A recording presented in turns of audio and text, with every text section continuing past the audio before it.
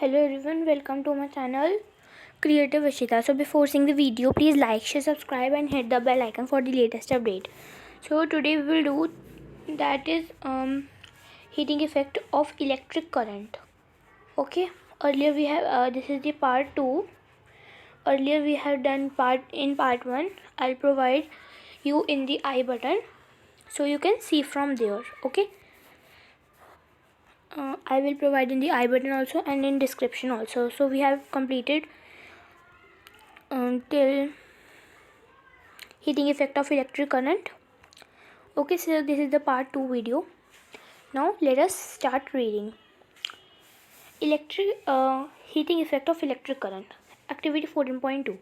Take an electric cell, electric bulb, a switch and connecting wires. Make an electric circuit as shown in figure 14.9. मैं आपको 14.9 दिखा देती हूँ. ये बना दो. ठीक है. तो अब इन्होंने बोला है कि आप एक इलेक्ट्रिक सेल ले सकते हैं, एक इलेक्ट्रिक बल्ब ले सकते हैं, स्विच ले सकते हैं और कनेक्टिंग वायर्स ले सकते हैं इलेक्ट्रिक सर्किट बनाने के लिए. तो ये एक्टिविटी हमको ये करवाएगी कि हम इस एक्टिविटी को सिर्फ एक सेल से ही करेंगे. ओके. ये जो स्विच ऑफ पोजीशन में होता है तो ये क्या बल्ब ग्लो करती है. अब आप बल्ब को टच कर सकते हैं और मूव करिए इलेक्ट्रिक स्विच को ऑन पोजीशन में और जो बल्ब को ग्लो करने दीजिए 1 मिनट के लिए. ठीक है. फिर टच करिए बल्ब को. क्या आपको कोई डिफरेंस लगा. मूविंग करने के बाद जो स्विच है ना ऑफ पोजीशन पे आ जाता है और फिर बल्ब को अगेन टच करिए. एक्टिविटी 14.3. अब आप एक सर्किट बना सकते हैं 14.10 में जैसे कि आपको दिया हुआ है. ये है 14.9. ठीक है. मतलब 14.10. अब आप एक 10 सेंटीमीटर लॉन्ग पीस लीजिए नाइक्रोम वायर का और टाई कर दीजिए उसको नेल्स के बिटवीन. मतलब नेल्स आप वो वाली नेल्स नहीं, फिंगर वाले. आई होप आपको समझ आ गई होगी. नेल्स वही जो फेंसिंग के काम आते हैं. ये जैसे कि नेल्स आपको दिए हुए हैं. ठीक है.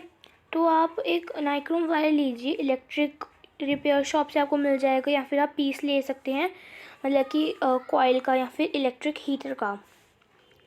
टच करिए वायर और जो स्विच है ना करंट पे. ठीक है. तो ये जो सर्किट मूव करता है ना स्विच ऑन पोजीशन पे तो कुछ समय बाद मतलब कि कुछ सेकंड बाद आप वायर को टच करिए. ठीक है. और आप इतनी देर तक उसको पकड़ के ना रखें. तभी ये पिंक में दिया हुआ है. जब स्विच ऑफ है करंट का तो टच करिए वायर अगेन और कुछ मिनट्स बाद फिर से. ठीक है. तो ये जो वायर है ना हॉट हो जाती है जब इलेक्ट्रिक करंट उसमें से पास होता है. तो ये जो हीटिंग इफेक्ट होता है ये इलेक्ट्रिक करंट का. तो आप थिंक कर सकते हैं कि जो इलेक्ट्रिक अप्लायंस जहाँ पे हीटिंग इफेक्ट होता है इलेक्ट्रिक करंट का वो कैसे यूज़ होता है. अब आप लिस्ट बनाइए कुछ अप्लायंसेस की और आप मतलब कि देख सकते हैं कि जो इलेक्ट्रिक रूम हीटर है या फिर इलेक्ट्रिक हीटर है वो यूज़ होता है कुकिंग के लिए. तो ये सारा कॉइल ऑफ वायर कंटेन होता है. ये जो कॉइल ऑफ वायर है ना इसको हम एलिमेंट कहते हैं. तो आपने नोटिस किया होगा कि जो अप्लायंसेस है ना वो ऑन पोजीशन में स्विच्ड होती है. ठीक है. तो कनेक्ट करने के बाद तो ये जो इलेक्ट्रिक सप्लाई है ना इनके एलिमेंट्स का वो रेड हॉट हो जाता है और हमें हीट देता है. तो ये जो अमाउंट होता है ना हीट के जो प्रोड्यूस होता है वायर में वो डिपेंड्स होता है उसके मटेरियल पे, लेंथ पे और थिकनेस पे. कुछ मतलब कि डिफरेंट रिक्वायरमेंट्स के लिए. तो जो वायर्स होती है ना जो डिफरेंट मटेरियल्स लेती है, डिफरेंट लेंथ लेती है, डिफरेंट थिकनेस होती है वो यूज़ होती है इसमें. तो जो वायर जो कि यूज़ होती है इलेक्ट्रिक सर्किट बनाने के लिए वो नॉर्मली हॉट होती है. और दूसरे हैंड पे तो अगर आप देखो तो ये जो एलिमेंट होते हैं ना कुछ इलेक्ट्रिक अप्लायंसेस का वो बहुत ही ज़्यादा हॉट बन जाता है कि वो हमें दिखता भी नहीं है. तो ये जो फिलामेंट होता है ना इलेक्ट्रिक बल्ब का वो हीटेड हो जाता है और हाई टेम्परेचर हो जाता है और वो ग्लोइंग करना स्टार्ट हो जाता है. अगर एक लार्ज करंट पास होता है ना वायर में तो जो वायर है ना हॉट बन जाती है. यहाँ मतलब कि वो मेल्ट होती है या फिर ब्रेक होती है. पर ये पॉसिबल है कि वो वायर मेल्ट हो या ब्रेक हो. Let us check out. ठीक है. तो ये हम नेक्स्ट वीडियो में करेंगे. तो ये पार्ट 2 था. मैं पार्ट 4 तक बनाऊँगी. तो बूझो मतलब कि मतलब वो जो देख नहीं पा रहा कि एलिमेंट आयरन, इलेक्ट्रिक आयरन में, तो पहेली ने उसको बताया कि इलेक्ट्रिक अप्लायंसेज जैसे कि immerse heater, hot plates, iron ग्रेसर्स, इलेक्ट्रिक केटल्स, हेयर ड्रायर्स और जो भी एलिमेंट्स उसमें होता है ना, वो कभी आपने देखा है? तो ये आप पढ़ सकते हैं, ये कुछ इसमें ज़्यादा वो नहीं है, मतलब कि इसमें बस ये जो है ना ऊपर का तो आप रीड कर सकते हैं, पर ये इतना इम्पोर्टेंट नहीं है। पर नीचे का ये जो ये है ना इम्पोर्टेंट, ये है इम्पोर्टेंट, ठीक है। तो मैं पढ़ लेती हूँ। ये डिवाइस होता है कि जो इलेक्ट्रिक अप्लायंसेज होते हैं, गैजेट्स होते हैं ना, वो बहुत ही इलेक्ट्रिसिटी एफिशिएंट से होते हैं। तो ये जो ब्रीव होता है ना इंडियन स्टैंडर्ड्स का, वो न्यू दिल्ली में है, वो उनको असाइन किया हुआ है कि वो स्टैंडर्ड मार्क्स बनाए प्रोडक्ट्स पे, जैसे कि आप जिसको ISI मार्क्स कहते हैं। तो आपने ऐसा देखा ही होगा।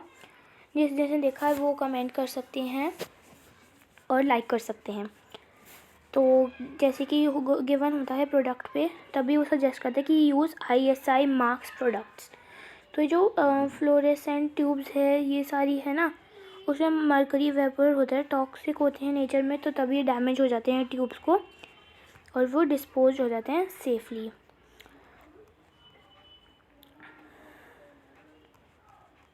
तो ये हम थर्ड पार्ट में करेंगे। तब तक के लिए bye friends, please like the video, share the video and subscribe the video. Till then bye friends.